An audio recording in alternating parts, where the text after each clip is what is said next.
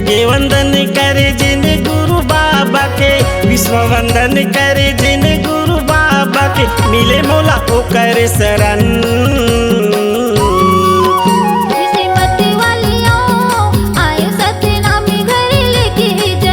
बड़ा भाग्य मानी हो आयु सतनामी घर लेके जन्म। जगे वंदन करे जिन गुरु बाबा के, विश्व वंदन करे जिन गुरु बाबा के, मिले मोला वो करे शरण। किसे मते वाला हो पायु सतनामी घर लेके जन्म। बड़े भाग्य मानी हो आयु सतनामी घर लेके जन्म।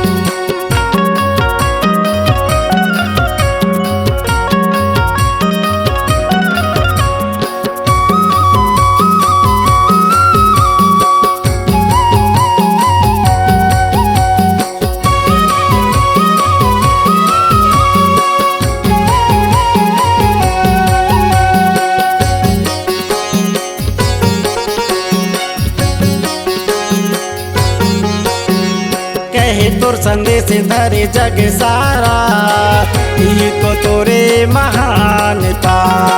यही तो तोरे महानता गुरुजी, यही तो तोरे महानता।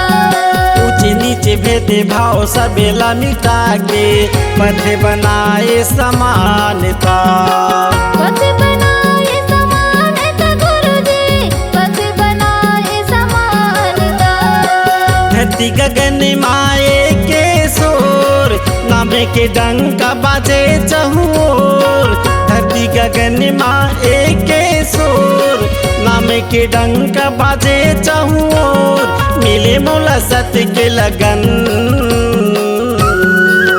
किस्मत वालियों आयु सतनामी घर लेके जन्म। बड़ भाग्य मानी हो आयु सतनामी घर लेके जन्म।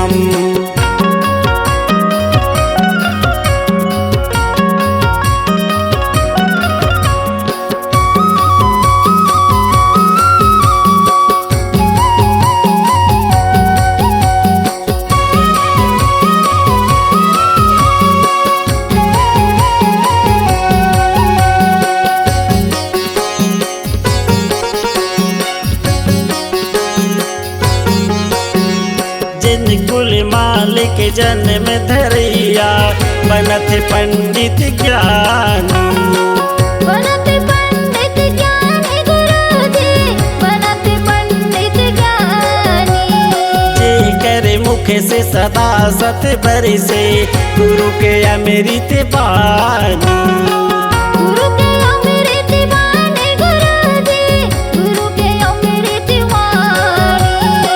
ज्ञानी के दीप जला के अंजोर, भाग घपटे अंधेर घन घोर।